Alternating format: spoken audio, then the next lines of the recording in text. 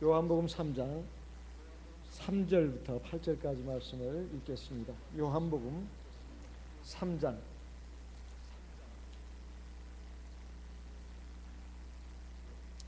3절부터 8절까지 말씀을 읽겠습니다. 예수께서 대답하여 가라사대 진실로 진실로 내게 이르노니 사람이 거듭나지 아니하면 하나님 나라를 볼 수 없느니라.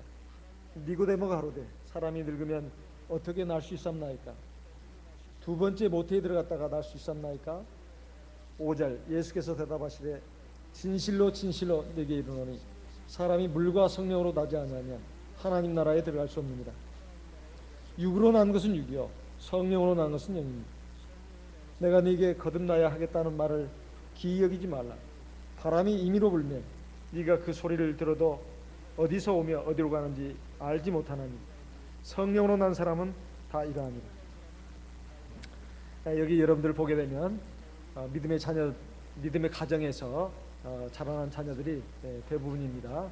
그리고 간혹 몇 사람, 제가 눈에 띄는 몇 사람은 가족들은 다 거의 다 믿지 않는데 혼자 이렇게 교회 나와서 신앙생활한 우리 청년도 좀 눈에 보입니다.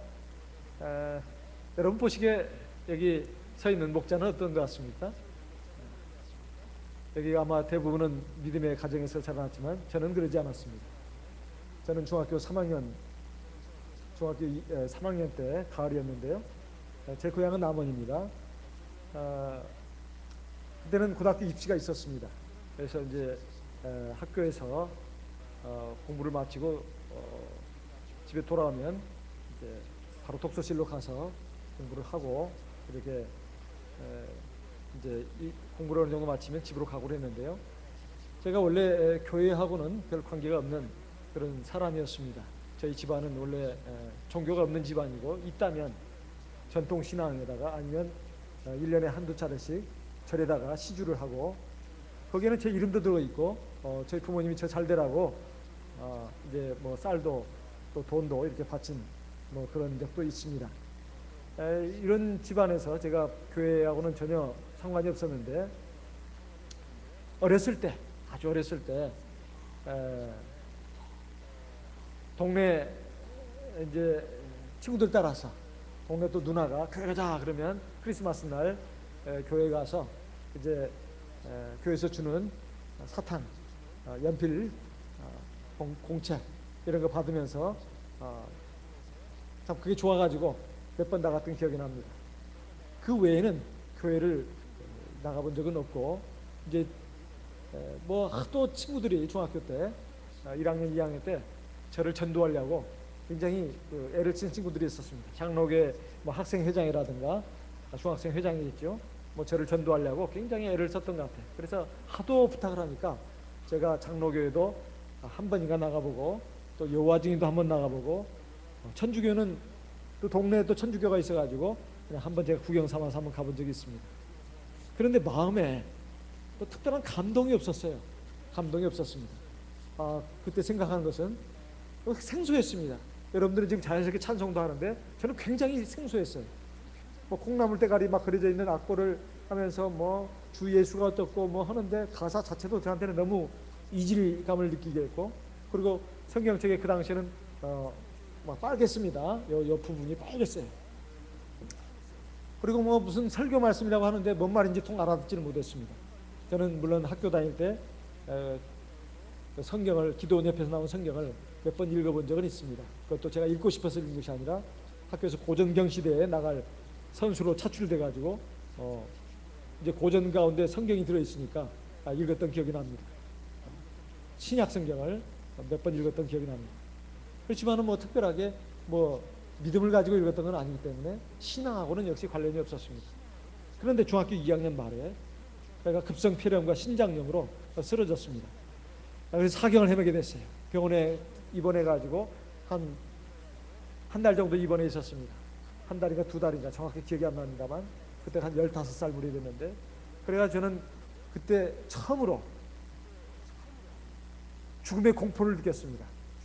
이렇게 죽는다면 내 인생은 어떻게 되는 건가. 나는 앞날에 대한 어떤 꿈과 희망으로 가득 차 있었는데 15살 소년이 죽게 되니까 정말로 모든 것이 절망이었습니다. 근데 어머니가 저한테 와서 이제 저를 막 간병을 하고 그러면서 막 제 얼굴에다 뜨거운 눈물을 쏟는데, 아 정말 엄마를 봐서라도 내가 살아나야 되겠다.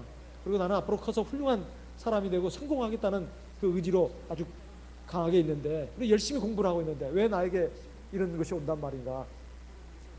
그래가지고 막 그렇지만 뭐 이미 막 숨은 차오르고 누웠다면 숨을 쉴 수가 없습니다. 온몸은 막 공풍선처럼 막 부풀어 오르고, 그리고 온몸에 열은 뜨겁고 급성 폐렴과 급성 신장염으로 음식도 제대로 먹을 수가 없었습니다. 막 숨을 가쁘게 쉬어야 됐어요. 그러니까 정말로 죽을 것만 같았습니다. 그래서 이제 어머니가 그렇게 눈물을 쏟고 이런 것을 느끼면서 저도 모르게 하느님을 찾았습니다. 하나님, 정말 당신이 계신다면 나를 좀 불쌍히 봐주십시오. 그리고 나를 살려주십시오. 나를 살려만 주신다면 제가 앞으로 커서 훌륭한 일을 하는 사람 되겠습니다. 그럼 제발 저를 좀 살려주십시오. 그것은 뭐 하나님에 대한 믿음이 있어서 기도한 거 아닙니다. 그래서 살고 싶은 어떤 본능적인 그런 마음으로 기도한 것이었죠. 그래서 막 저도 모르게 막 하나님을 찾았습니다. 그런데 그 기도를 하나님이 들으셨는지 제가 살아났습니다. 그것도 한 2달 정도 될 때 몰래 병원을 탈출했습니다. 탈출해가지고 집으로 오니까 이제 부모님이 깜짝 놀래가지고 왜 나왔냐고 그랬죠. 나 이제 괜찮아서 나왔다고 하는데, 사실은 병원을 탈출해서 집에까지 가는 그 발걸음이 마치 바늘로 이렇게 돼 있는 그것을 막 걸어가는 것 같았어요. 어찌 발이 막 따갑고 아프던지 2달 동안 누워있다 보니까 온몸이 그냥 피골이 상접해가지고 그야말로 살아있는 시체였습니다. 그래가지고 이제 중학교 3학년도 올라가고 이제 고등학교 우리는 입시가 있으니까 이제 공부를 해야 된다는 그 마음 때문에 그냥 제가 무리해서 퇴원을 했는데, 어쨌든 하나님이 저를 살려주시겠다고 저는 생각합니다. 그래가지고 지금 생각해 보니까, 그래가지고 이제 중학교 3학년에 올라가가지고 또 공부를 열심히 했습니다. 이제 몇 달 동안 병원에서 누워 있었으니까 제가 그걸 만회하기 위해서 독서실에 이제 뭐 한 달씩 끊어가지고 열심히 공부를 하는데, 중학교 3학년 가을 무렵이었던 걸로 기억합니다. 그때 독서실에서 공부를 하는데 그게 남녀가 학생들이 같이 있습니다. 가만히 보니까 벌써 연애를 시작하는 학생들도 있었지만 저는 흔들리지 않았습니다. 첫째는 관심이 없어서가 아니라 관심은 있었지만은 갈 길이 멀다고 생각하기 때문에 제가 이성교제는 못했습니다. 지금 생각하면 굉장히 후회가 되는데 그때 좀 했으면 좋았을 것을. 그래서 어쨌든 공부를 하고 있는데 갑자기 정전이 되는 어느 날이 됐습니다. 그래서 저는 촛불을 켜놓고 공부를 하는데, 우리 교회 다니는 저보다 4년 위인 분이 저한테 다가와가지고 이제 눈인사만 하고 지내던 사이였습니다. 그 형님이 저한테 와가지고 제 이름을 부르면서 뭐 이렇게 지금 정전도 됐는데 뭔 그렇게 공부를 하냐고, 잠깐 나하고 좀 놀자고 쉬자고. 제 자리에 와가지고 저는 촛불을 켜놓고 이렇게 칸막이 독서실 아닙니까? 저하고 이제 얘기를 시작했습니다. 너 꿈이 뭐냐? 그래서 제가 그냥 아무 말 안 했어요. 웃었습니다. 그러더니 그 선배가 저한테 하는 말이 네 꿈은 법관이라 하자. 어떻게 알았지? 저는 그런 생각이 들었어요. 어떻게 알았지? 그래서 네 꿈이 법관이라 하자. 너는 지금 공부를 열심히 하고 있고 듣자 하니까 너 지금 뭐 학교 전교 1등하고 있다면서 다 알고 있어. 이제 너 공부 열심히 하면 네가 바라는 전주고등학교 들어가게 될 것이고, 그럼 전주고등학교 들어가면 서울법대 들어갈 거 아니냐. 그래가지고 이제 인생이 성공적으로 정리됐을 때 이루어질 일을 쫙 한번 청사진을 펼쳐주는 겁니다. 내가 이제 전주고등학교 들어가고 서울법대 들어가고, 그리고 해서 이제 공부를 마치고 적어도 대학원 그 사이에는 반드시 사법고시 패스할 거 아니냐. 그러면 너는 세상에서 성공한 사람이 될 것이고, 이제 너는 막 굉장히 이쁘고 날씬한 그런 여자와 결혼하게 될 것이고, 너는 또 딸도 아들 셋, 딸 둘 정도 낳아가지고 정말로 남들이 부러워하는 그런 가정을 이루게 될 것이다. 그래서 큰 아들 놈은 공부 또 잘 시켜가지고 뭐 대학 교수가 되게 하고, 둘째 놈은 의사 되게 하고, 세 번째는 공학 박사 되게 하고, 두 딸들도 잘 키워가지고 미국에 시집 보내고 하나는 저 호주에 시집 보내고, 그것도 사회들도 잘났고, 인생이 그야말로 그냥 완전히 성공. 세상 사람들이 봤을 때 그런 것으로 그냥 쫙 펼쳐주더라고요. 그래가지고 이제 네가 40대가 되고 50대가 되고 너는 사회적으로 이미 부와 명성도 없고 존귀한 사람이 될 것이다. 하지만 네가 언제까지 그렇게 있는 건 아니야. 60대가 되면 네가 퇴직할 때가 와. 그때 너는 뭘 생각하게 되겠느냐. 아, 그렇지. 이제는 너는 세상에 태어나가지고 아무것도 가지고 나오지 않는 상태에서 모든 것을 이뤘어. 모든 걸 가졌어. 이제 그때 가서는 너는 퇴직하게 될 건데, 그때 네가 마지막 인생의 황홀입에 네가 꿈꾸는 것이 뭐겠냐. 많은 사람들이 존경하고 부러워하고 또 심지어는 시기질투도 하고. 그때 너는 그렇지, 인생을 너는 멋지게 살았고 또 열심히 살았고 성공적인 삶을 살았는데, 이제 인생의 종말을 구하기 전에 네 아내와 함께 세계 일주 여행을 꿈꾸지 않겠느냐. 지금이야 이제 국제화 시대가 돼가지고 전 세계를 막 자유롭게 돌아다닙니다만은 참 어렸을 때는 그 생각도 잘 못했습니다. 근데 그런 얘기를 하는 거예요. 그러면서 제가 생각지도 않았던 부분까지 얘기를 하더라고요. 저는 그렇게까지 생각은 못했는데, 그러면서 네 아내와 함께 세계 여행을 한번 마음껏 하는 것이다. 세계 아름다운 곳, 가보고 싶었던 곳, 먹고 싶었던 음식, 만나고 싶었던 사람들, 체험하고 싶었던 그 문화들, 다 이렇게 세계 일주를 몇 년이고 한다 이게. 그렇지만 그렇게 다 하고 와서 네가 언제까지 사는 건 아니지 않냐. 너도 몸이 늙어지고 병들어지게 되면 결국은 너도 죽는 순간이 올 것이다. 그런데 임종의 순간도 성공적인 것으로 가정을 해서 말을 했습니다. 너는 방 안에 누워가지고 이제 죽어가는데 네 옆에는 사랑하는 아내가 있고 큰 아들이 있고 둘째 아들이 있고 셋째 아들이 있고 큰딸 작은딸 사이들 며느리들까지 손자들까지 다 지켜보는 가운데 너는 이제 이상의 작별을 구하는 그 순간을 맞이하게 된다. 그때 너는 뭘 생각하게 되겠느냐. 아, 이런 말을 하더라고요. 그때 불이 팍 들어왔습니다. 정전됐던 것이 불이 들어왔어요. 근데 그 선배가 아이고 불 들어왔구나. 아, 미안하다. 너 공부하는데 방해해서.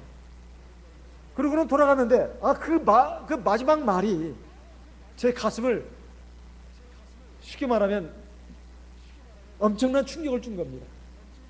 갑자기 그냥 뭔가 뒤통수를 얻어맞은 것 같은 느낌이었어요.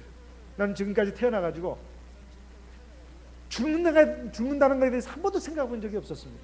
물론 불과 1년도 채 되기 전에 중학교 2학년 말에 급성폐렴과 신장염으로 죽을 뻔한 고비를 겪은 것은 있지만 사람이 살다 보면 아플 수도 있고 극단적인 상황까지 내몰릴 수도 있는 것이지 금방 또 잊어버렸습니다. 소년이다 보니까.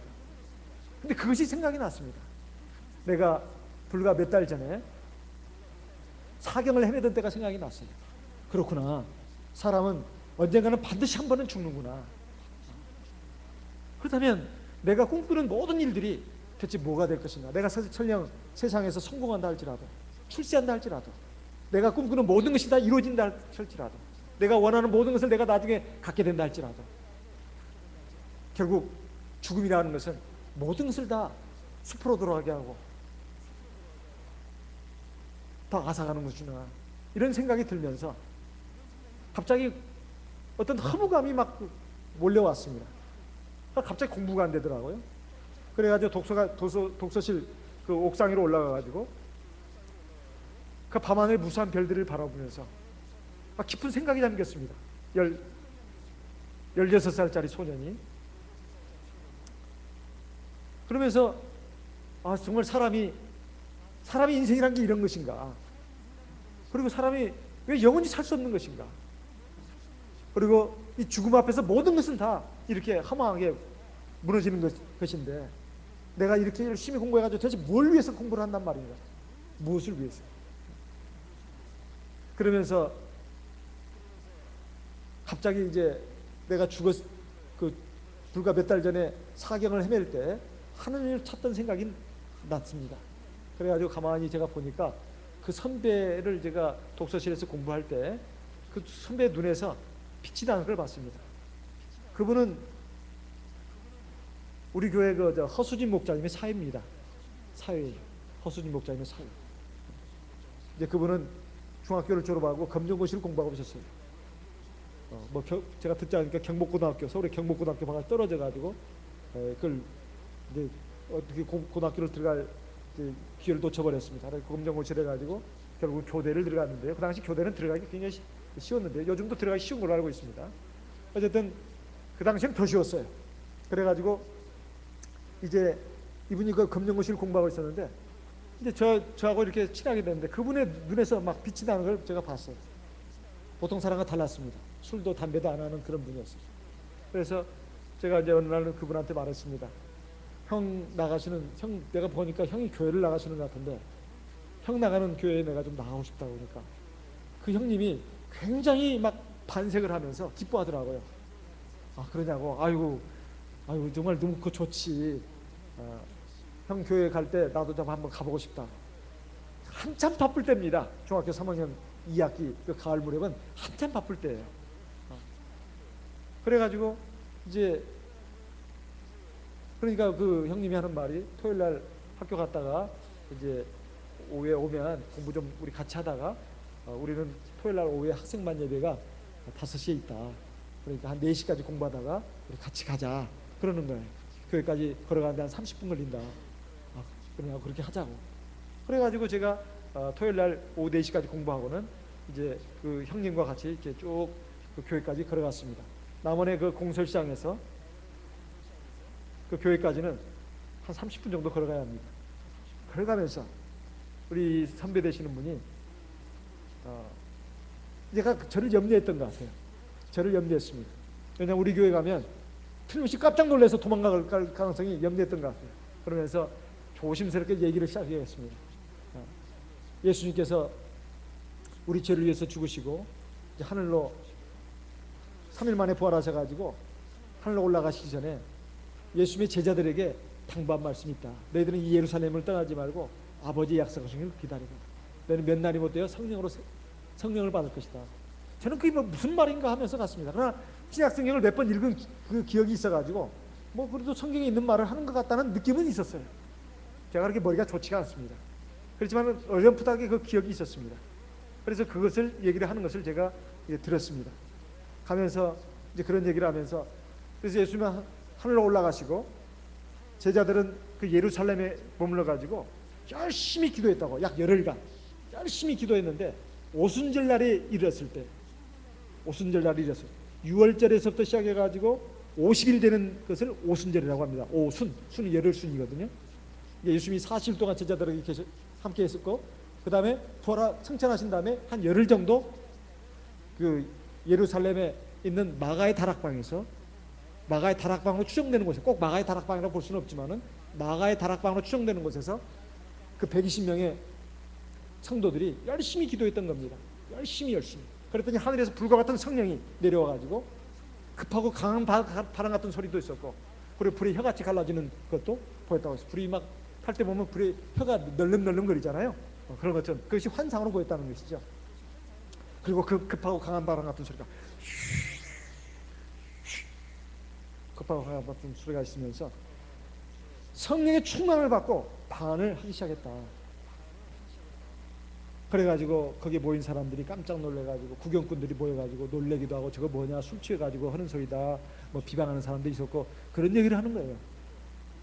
이게 뭔 소린가 하면서 좀 의아해하면서 제가 그 말을 계속 들으면서 갔습니다. 그래가지고 이제 남원교회 가보니까 그 당시 허야군 목자님이 남원교회를 심호하고 계셨어요. 저기 보니까 외손자도 있는 거 같네. 우리 정은이 형제가 그 외손자지. 그 허야군 목자님이 남원교회를 심호하고 계셨습니다.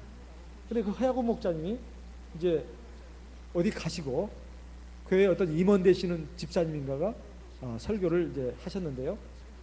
학생만 예배입니다. 근데 들어가니까 그 오르겐이 놓여 있고 정말로 그 일반 한옥을 갖다가 매입을 해가지고 마룻바닥입니다. 그리고 그 톱밥 난로가 있고 아직 그 겨울이 안 됐으니까 떼지는 않았는데 풍금에 맞춰서 청년 학생들이 열심히 찬송을 부르고 있었습니다. 열심히 찬송을 부르고 있었어요. 저는 이제 거기에 들어가가지고 이제 저도 모르게 무릎을 꿇었습니다. 그리고 이제 찬송가를 이제 보여주는데 예전하고 달리 그래도 이제 관심을 가지고 부르려고 애를 쓰는데 저는 그냥 입만 딸짝딸짝 하는 정도였어요. 그야말로 립싱크였습니다. 립싱크. 그런데 이제 예배가 시작되는데 뭐 묵도하고 그 다음에 찬송 부르고 기도를 하는데 내가 세상에 태어나가지고 그렇게 엄청난 충격은 아마 처음 겪었을 겁니다. 방으로 기도를 하는데 저는 정말로 충격을 받았어요. 엄청난 충격을 받았어요. 여러분들은 하나도 이상하지 않는데 저는 충격이었습니다. 여러분 어려서부터 부모들이 기도하는 것도 보고 그렇게 자란 세대지만 저는 그러질 않았어요. 저는 태어나가지고 이런 광경은 처음이었어요. 온몸에 머리카락이 쭈뼛쭈뼛 서는 것 같고 온몸이 막 소름이 돋는 것 같았습니다. 그리고 갑자기 막 무섭다기보다는 엄청난 어떤 막 긴장감을 느꼈어요. 이게 뭐냐? 귀신 신다락하는 소리도 아니고 분명히 이건 하나님이 아니면 귀신이 있다. 이 교회는 하나님 아니면 귀신이 있다. 저는 그런 생각이 들었어요. 어떻게 이런 기도를 한단 말일까? 내가 친구들이 나를 전도하려고 몇 번 해가지고 하도 그래서 내가 한번 따라가 본 적은 있었지만은 이렇게 기도하는 광경은 처음이었다 이 말. 그 기도하는 모습을 그 소리를 눈을 뜰 수가 없었어요. 너무나 막 제가 놀래고 긴장을 해가지고 차마 눈을 뜰 수가 없었습니다. 뭐가 날아다니는 것 같았어요. 그래가지고 제가 놀래가지고 이제 이게 대체 뭡니까 하나님 계시다면 좀 알려주십시오. 이거 대체 귀신입니까? 하나님이 계신 겁니까? 저도 모르게 그런 기도를 했어요. 하나님 저를 바른 길로 인도해 주십시오. 그래가지고 이제 기도를 마치는 종을 치더니만 말씀을 증거하시는데 뭔 말씀인지 통 알아듣지 못하겠는데 성경을 그렇게 많이 찾더라고요. 성경을. 그래가지고 그분은 말도 떠듬 하시면서 지금 기억하기로는 지금 인천교회에 가시는 강 집사님이라고 그분이었던 것 같습니다. 그때는 우리가 강 선생님이라고 불렀는데 그래가지고 이제 예배가 끝나고 나니까 또 찬송 부르고 또 기도를 하는데 두 번째는 그렇게 놀라지는 않았지만 그래도 굉장히 긴장을 했습니다. 끝나고 나니까 청년들이 막 저한테 달려들면서 잘 왔다고 반갑다고 그러는데 가만히 보니까 전부 다 미친 사람들은 아닌 것 같았어요. 정상적인 사람인 것 같았습니다. 그래서 제가 그걸 보고 이 교회는 뭔가 있다. 분명히 하나님 아니면 귀신이 있는데 이상하게 마음은 여기는 하나님이 계신 것이 아닌가 그런 쪽으로 생각이 들었다. 그게 바로 하나님의 영입니다. 성령이다. 여러분은 어려서부터 지금까지 방학기도를 쭉 들어왔기 때문에 이것이 얼마나 참 신기한 것이고 얼마나 참 귀한 것인지를 잘 모를 수가 있습니다. 저는 압니다. 저는 그것을 16살 때 그걸 처음 봤습니다. 그래가지고 제가 이제 교회를 나오기 시작했어요. 그래서 이제 그런데 이제 제가 그 교회를 나온다는 소식을 저희 부모님이 듣고는 이제 저에 대해서 이제 경고를 했습니다. 네가 듣지 않으니까 네가 이상한 교회를 나간다면서 너는 어디 한 곳에 빠지면 푹 빠질 타입이야. 알고 보니까 동네 저 옆집에 있는 어떤 여학생이 저보다 한 학년 아래인 여학생이 그걸 고자질했던 겁니다. 그 여학생은 우리 집에 가끔씩 놀러 왔던 여학생이에요. 근데 왜 고자질을 했는지 모르겠어요. 저에 대해서 관심이 있었는지. 어쨌든 그분도 그 여학생도 우리 교회 이제 신도가 됐습니다. 지금 어느 교회에 지금 임원이 됐어요. 그래서 이제 부모님이 그 소식을 듣고는 저를 막 반대하는 거예요. 만약에 교회를 나간다면 이제 아들로 알지 않겠다. 하지만 제 마음속에 이게 지금 내가 지금 참 하나님을 찾은 것 같은데 그리고 여기에 참 구원이 있는데 내가 만약에 이것을 버리게 된다면 나도 구원 못 받고 우리 부모님도 구원 못 받고 우리 가족 모두가 다 구원 못 받는데 이건 절대로 내가 따를 수가 없다. 그렇지만은 어떡합니까? 그냥 입으로는 네 알겠습니다. 알겠습니다. 그러고 이제 했습니다. 예 알겠습니다. 그렇지만은 몰래 교회를 나갔습니다. 몰래 이제 열심히 다른 데는 공부하고 토요일 날 오후 되면 그냥 교회로 친구 집에 간다고 거짓말하면서 교회를 갔다 그리고 예배 드리고 왔습니다. 그래가지고 이제 고등학교 시험에 합격하고 제가 전주로 가게 됐는데 전주로 가기 전에 이제 세례를 받아야 되겠다 그런 생각이 들었어요. 그래서 제가 세례 받겠다고 했습니다. 그것도 전부 다 놀래더라고요. 아무도 저에게 세례 받아야 한다는 소리를 안 했습니다. 근데 제가 세례 받겠다고 했어요. 그랬더니 놀래가지고 막 또 기뻐하면서 세례를 받자고. 그래서 이제 전주로 가기 전에 2월달 아직 추운 한겨울입니다. 토요일날 청년만 예배 마치고 집에 가서 저녁 먹고 오라는 거예요. 저녁 먹고 오니까 교회 목자님하고 그리고 집사님 임원 되시는 분들 또 저를 전도했던 그 선배 한 10분 가까이가 와 있더라고요. 저 하나를 위해서. 그래가지고 남원에 그 요천수가 있습니다. 그 차가운 그 겨울밤에 차가운 그 얼음 같은 물에서 이제 제가 이제 세례를 받는데 다 등불을 들고 이렇게 와서 저 하나를 위해서 세례를 바쳤습니다. 그래가지고 세례를 받고 나서 제가 이제 그 받을 때 아, 참 내가 이제 죽는구나.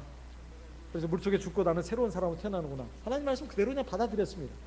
그래가지고 그 근처에 있는 우리 임원집, 지금 생각할 때 저기 인천교에 계신 그 강 집사님의 집입니다. 그 집에 가서 이제 성령 받기 위해서 안수기도를 이제 한다고 그러더라고요. 그래가지고 이제 세례 받은 그날 밤에 제가 그 집에 우리 목자님과 함께, 그때 하야곤 목자님입니다. 우리 또 성도님들과 함께 가서 기도를 막 하는데 저는 그 마음속에 걱정이 들었습니다.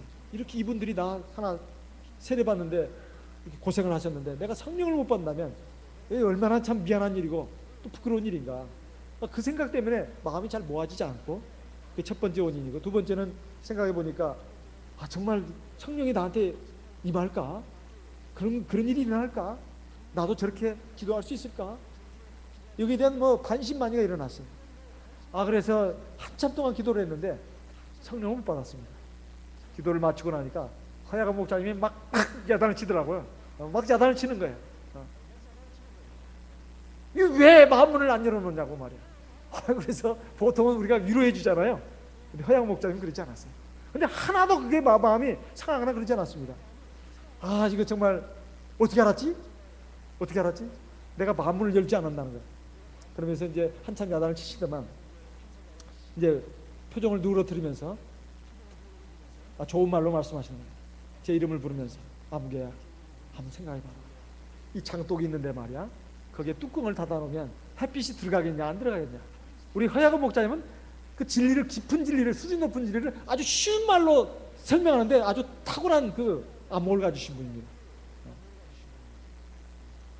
그래가지고 하야곤 목자님이 장독에 그 뚜껑을 덮어놓는데 어떻게 햇빛이 들어가냐. 뚜껑을 열어야 햇빛이 들어가지. 왜 마음문을 이렇게 닫아놓고 있어? 그래서 막 눈물이 났습니다. 내가 참 믿음이 없구나. 믿음이 없구나. 근데 그날 어떡합니까? 그래서 이제 결국 이제 전주로 저는 가게 됐습니다. 전주로 가서 또 이제 알려줬어요. 그래가지고 전주의 서서학동에 지금 있는 교회 그 근처에 있는 동네에 우리 교회가 있었습니다.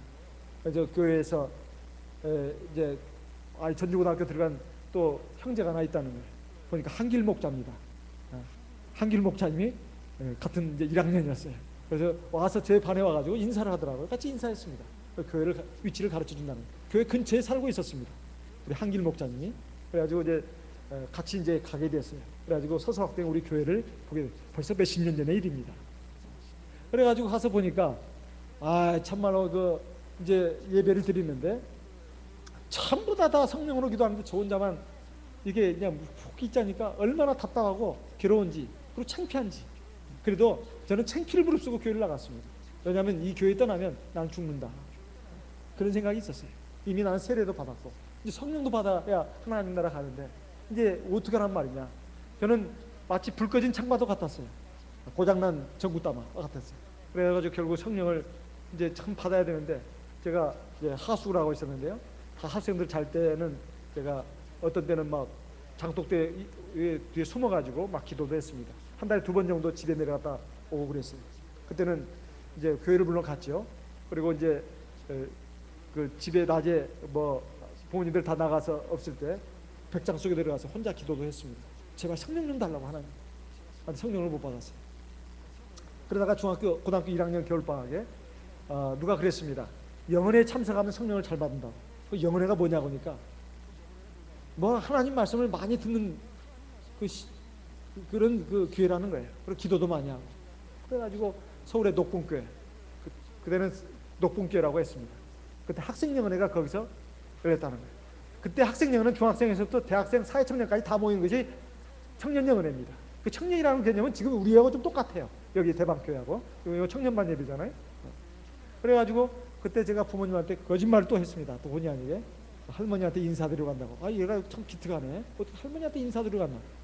그래가지고 비둘기호 완행을 타고 밤새도록 달려가지고 서울에 도착하니까 새벽녘에 도착했는데 저 녹봉교회에서 이제 학생영연에 참석했습니다. 4일 동안. 3일째 되는 날 계속 하나님 말씀을 듣고 기도하다 보니까 마음의 의심이 사라졌습니다. 그리고 계속 기도를 하다 보니까 이제 마음에 어떤 감동도 왔어요. 3일째 되는 날이었습니다. 제가 이제 또 안수 받기 위해서 나가는데 안수 받으러 나갈 때마다 얼마나 창피한지 몰라요. 늘 그냥 성령도 못 받으니까. 그런데 항상 창피 무릅쓰고 나갔습니다. 얼굴에 철판 깔고. 그래가지고 3일째 되는 날 새벽 기도인데 제가 나가서 또 안수기도 받는데 그때는 참 희한한 광경이 일어났어요. 온몸이 막 뭐가 전기가 흐르는 것 같은 감전 사고 당한 것 같은 그 느낌을 받았습니다. 그때 굉장히 기분이 좋았어요. 그러다가 갑자기 눈앞에 밝은 빛이 확 들어오는 것을 느끼면서 머리끝에서 발끝까지 몇만 볼트, 몇 천만 볼트의 전기에 감전된 것 같았어요. 온몸이 막 부르르 떨리면서 뜨거워지면서 막 또 밝은 빛이 눈에 확 들어오는 걸 느끼면서 제 혀가 격동이 되기 시작했습니다. 그래서 성령을 받았죠. 굉장히 충만하게 받았습니다. 그러고 나니까 세상을 보니까 너무 아름다운 거예요. 너무나 아름답고 그때 제가 그때 하나님 앞에 이렇게 서원을 했습니다. 하나님, 정말 당신은 살아계시군요. 그리고 정말 천국이 있다는 것도 지옥이 있다는 것도 믿겠습니다. 믿어집니다. 그런데 하나님, 내가 어떡합니까? 나 이 인생이 정말 내 인생에 대한 계획만 꿈만 세웠지 내가 다른 꿈을 세우지 않았는데 내가 이렇게 이제 성령을 받고 보니까 하나님도 살아계시고 하나님 말씀이 다 맞다는 걸 내가 인정합니다. 만약에 하나님이 원하신다면 내가 전도자로 헌신하고 싶습니다. 하나님께 살아가신다면 저의 길을 인도해 주십시오. 저도 모르게 덜컥 그런 서운 기도를 했습니다. 그런데 끝나고 나니까 이제 부모님도 알게 됐죠. 왜 그렇게 했나. 그렇지만 부모님은 저를 용서했습니다. 공부 하나 잘한다는 거 하나 때문에 그냥 용서를 했어요. 그래가지고 이제 제가 신앙생활을 해가지고 결국은 여기까지 왔습니다. 제가 왜 이런 얘기를 하느냐. 저는 우리 청년들에게 우리가 받은 이 구원이 얼마나 놀라운 것인가. 이 의미를 새롭게 조명을 할 필요가 있습니다. 특별히 우리가 받은 성령이 뭔가 이것에 대해서 알 필요가 있어요. 성령은 하나님의 영입니다. 그리고 거듭난다는 게 뭔가. 이거 두 번 태어나는 거예요. 우리가 엄마 뱃속에서 태어난 것이 첫 번째 태어나는 것이라면 이제 하나님 안에서 태어나는 것이 두 번 태어나는 겁니다. 그거 어떻게 태어나는 걸까? 세례받고 물속에서 나올 때 그리고 우리가 성령을 받는 것이 이것이 거듭나는 거예요.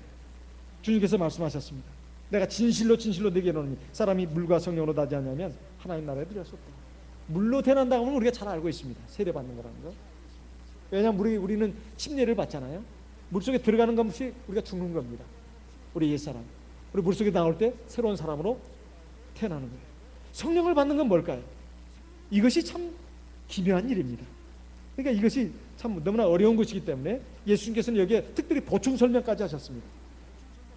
6절에 보면 육으로 난 것은 육이요 성령으로 난 것은 영이니 내가 네게 거듭나야 하겠다는 말을 기이 여기지 말아라. 두 번 태어나야 한다는 것을 이상하게 생각하지 말아라. 그러면서 8절에 같이 읽겠습니다. 바람이 임의로 불매 네가 그 소리를 들어도 어디서 오며 어디로 가는지 알지 못하나니 성령으로 난 사람은 다 이러하니라. 바람이라는 것을 예를 들었습니다. 성령을 상징하는 성경의 용어는 여러 가지가 있습니다. 바람도 있고요, 불도 있습니다. 불. 심지어는 물도 성령을 상징하는 것도 있어요. 에스겔 47장에 있는 말씀과 같이. 또 비둘기도 성령을 상징합니다. 비둘기도.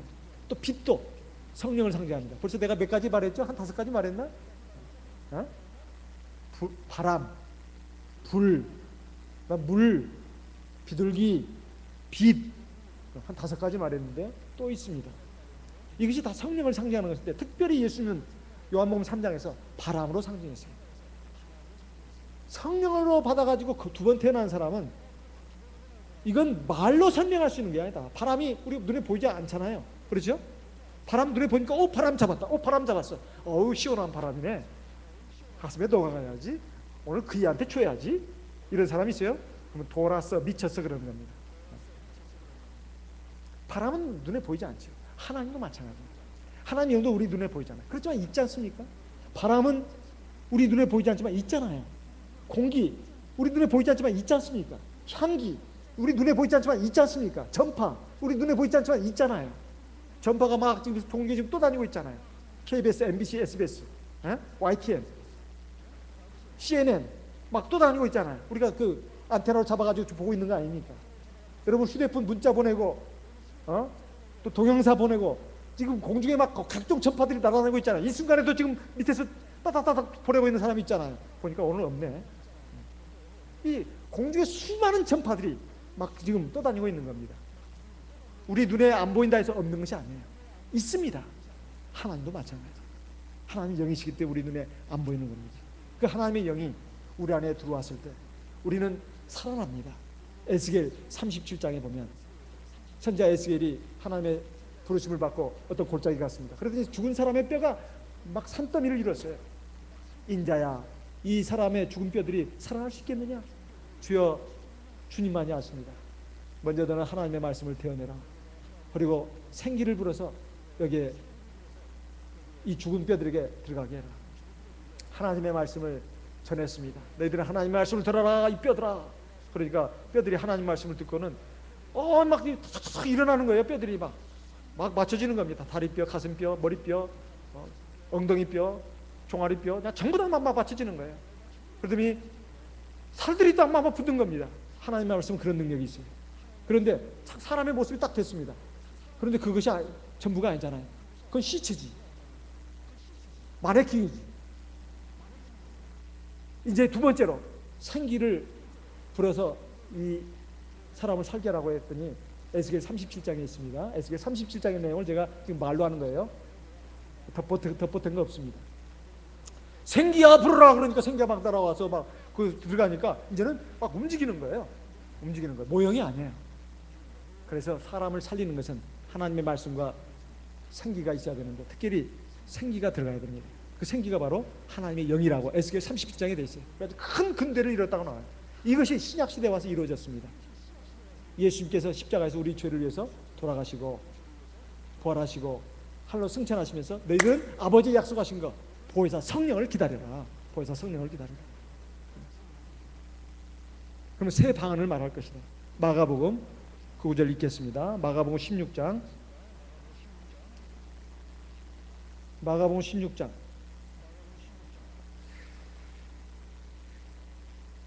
15절 16절 17절까지 같이 읽겠습니다. 마가복음 16장 15, 16, 17 같이 읽겠습니다. 또 가라사대 너희는 온 천하에 다니며 만민에게 복음을 전파하라. 믿고 세례를 받는 사람은 구원을 얻을 것이요 믿지 않는 사람은 정죄를 받으리라. 17절 믿는 자들에게는 이런 표적이 따르리니 곧 저희가 내 이름으로 귀신을 쫓아내며 새 방언을 말하며 새 방언이 뭐죠? 성령을 받아야만 할 수 있는 말입니다. 그래서 이 말은 다른 말로 하면 믿는 자들에게 표적이 뭔가? 성령이 있어야 된다는 거예요. 성령. 그러니까 세례를 받아야 되고 믿고 세례를 받아야 되고 성령이 있어야 된다는 거예요. 이것이 바로 거듭나는 것이고 이것이 두 번 태어나는 것이고 바로 하나님 나라에 들어가는 자격을 얻는 겁니다. 이 말씀을 지금 또 강조하고 있는 거예요. 그래서 사도행전에 가서 그 역사가 이루어집니다. 여러분 지금 중학생이고 또 고등학생이고 그 과정을 거친 우리 청년들도 있습니다만은 어쨌든 이건 가장 기본적이면서도 가장 근본적이고 핵심적인 부분입니다. 생명에 관한 문제, 생명에 관한 그것도 영원한 생명에 관한 문제입니다. 그래야 하나님 나라, 영원한 생명의 나라에 들어갈 수 있다는 거예요. 우리가 이 세상에 몇십 년 사는 것이 우리가 추구하는 게 아니잖아요. 나는 드라마 볼 때 가끔씩 슬픈 장면 하면 웁니다. 근데 요즘은 아이들하고 보다가 울 때는 좀 창피한 생각이 들어가지고 눈물을 억지로 감춰요. 억지로 감춰요. 왜냐하면 자녀들하고 이렇게 보다가 같이 울면은 좀 이상하잖아요. 그래서 눈물을 감추거든요. 애써 뭐 이게 뒤에 뭐 들어간 것처럼. 근데 어떨 때가 슬프냐? 사랑하는 사람들이 한 사람이 죽을 때 그렇게 슬프더라고요. 왜냐하면 이거 영원한 이별이잖아. 왜냐하면 죽음만큼 우리 인생에 있어서 가장 절망적이고 슬픈 일이 없어요. 우리가 이 세상에서 아무리 성공한다 할지라도 행복을 누리고 기쁨을 누린다 할지라도 사랑하는 누군가가 죽는다면, 또 아니면 내가 죽는다거나 했을 때 얼마나 슬픈 일이냐 이 말이죠. 모든 것이 다 끝나지 않습니까? 우리에게 있어서 행복이라고 하는 것은 생명이 전제가 돼야 합니다. 생명이 전제가 되지 않으면 그 행복이 아니에요. 사형수에게, 감옥에 갇힌 사형수에게 막 게임기도 넣어주고요, 그다음에 또 아이패드도 넣어주고, 또 당구장도 만들어주고, 또 노래 반주기도 넣어주고, 가라오케도 넣어주고, 그리고 온갖 음식 다 넣어주고, 막 그냥 즐길 거리를 다 넣어준다 하십시다. 그 사형수가 기뻐할까요? 좋은 옷, 또 예쁜 여자, 멋있는 남자 넣어준다면 좋다고 하겠어요? 좋아하지 않습니다. 왜? 이제 얼마 있으면 죽어야 되니까. 죽음을 앞둔 그 사형수에게는 그 모든 것들이 아무 의미가 없는 겁니다. 세상에는 모든 사람들이 그거 아니겠어요? 이 죽음의 문제를 해결하지 않는다면, 영원한 생명을 확보하지 않는다면 세상에는 모든 것들은 사실 아무것도 아닙니다.